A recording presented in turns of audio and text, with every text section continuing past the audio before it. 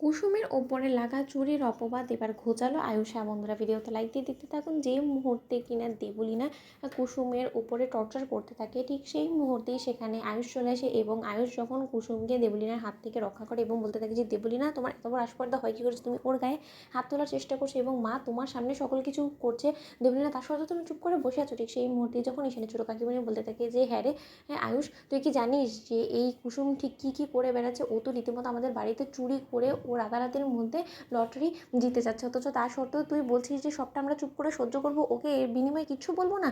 তুই একবার ভেবে দেখেছিস যে ও যে শাড়িটা পরে আসে সেই শাড়িটা কতটা দাম এবং এই শাড়িটা পরার কি আদৌ ওর যোগ্যতা আছে? কিন্তু তার সত্ত্বেও শাড়িটা ঠিকই পরে আছে। ঠিক সেই মুহূর্তেই যখন দেবলীনা বলতে থাকে যে আয়ুষ, তুমি জানো না এই মেয়েটা ঠিক কী করেছে, তাই আমি যেটা করছি একে শায়েস্তা করার জন্য সে সব কিছু আমাকে করতে দাও, নয়তো বা দিনকে দিন ওর আরও বেশি বেড়ে যাবে। ঠিক সেই মুহূর্তে যখন আয়ুষ বলতে থাকে যে এই শাড়ি নিয়ে এতটা অশান্তি সৃষ্টি করারই বা কী আছে, আমি তো সেটাই বুঝতে পারছি না, সামান্য একটা শাড়ির জন্য এতটা কেন ওকে তোমরা অপমান করছো বলো তো? আর দেবলীনা, এই শাড়ির মধ্যে এমন কী আছে বলো তো যে যার কারণে তুমি ওকে এতটা অসম্মান করছো?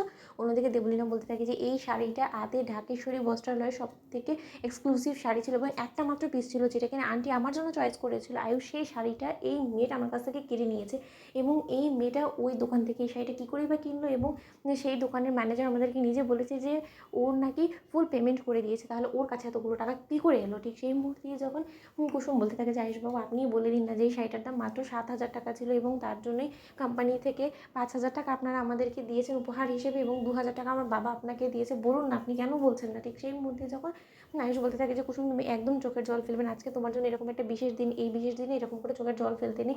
এবং দেবলীনা এবং তোমাদের দুজনের ভুল ধারণা ভেঙে দেওয়ার জন্য আমি এতটুকু কথা অন্তত বলতে পারি যে কুসুম কালকে কোনোরকম কোনো পেমেন্টটা করেনি, এই শাড়ির গোটা পেমেন্টটা আমি করেছি এবং তার থেকেও বড় কথা, এই শাড়িটা শোরুমে এক্সক্লুসিভ ছিল না কী ছিল সেই সম্পর্কে আমার বিন্দুমাত্র কোনোরকম কোনো ধারণা ছিল না এবং আমি এটাও জানতাম না যে তুমি দেবলীনার জন্য এটা চয়েস করেছো, নয়তো বা আমি অন্য কোনো শাড়ি অবশ্যই কুসুমের জন্য চয়েস করে দিতাম। অন্যদিকে ইন্দ্রাণী গাঙ্গুলি বলতে থাকে যে আয়ুষ, কুসুমকে আমাদের কোম্পানি থেকে যা কিছু দেওয়ার ওর বিয়ে উপলক্ষে সেই সব কিছু নিয়ে তো চিন্তাভাবনা আমার একটা ছিল, তাহলে এর মাঝখানে তোমার নাক ঢুকানোর কী ছিল বলো তো?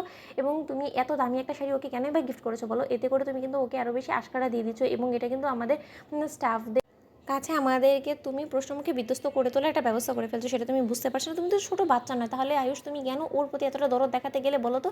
ওর বাবা ওকে কোথা থেকে শাড়ি কিনে দিবে না দিবে সেটা তো ওর বাবার মাথা ব্যথা হওয়ার কথা, সেখানে তুমি কেন নাক ঢুকালে? ঠিক সেই মুহূর্তে আয়ুষ বলতে থাকে যে মা, আফটার অল আমরা এতগুলো শাড়ির যদি পেমেন্ট করতে পারি, তাহলে কুসুমের বাবা শঙ্কর কাকা আমাদের বাড়িতে এতগুলো বছর যাবৎ কাজ করছে, তাহলে সেই সুবাদে কুসুমকে যদি আমি একটা দামি শাড়ি দিয়েও থাকি, তাতে আমি তো কোনো রকম কোনো অন্যায় করেছি বলে অন্তত আমার মনে হয় না। অন্যদিকে যখন কুসুম বলতে থাকে যে আয়ুষবাবু, আপনি বলে দিন না যে শাড়িটার দাম মাত্র 7,000 টাকা এবং এই শাড়িটাকে এত বাড়িয়ে চাড়িয়ে কেন দাম বলতে, সেটা তো আমি বুঝতে পারছি না, আপনি বলে দিন না সব সত্যটা।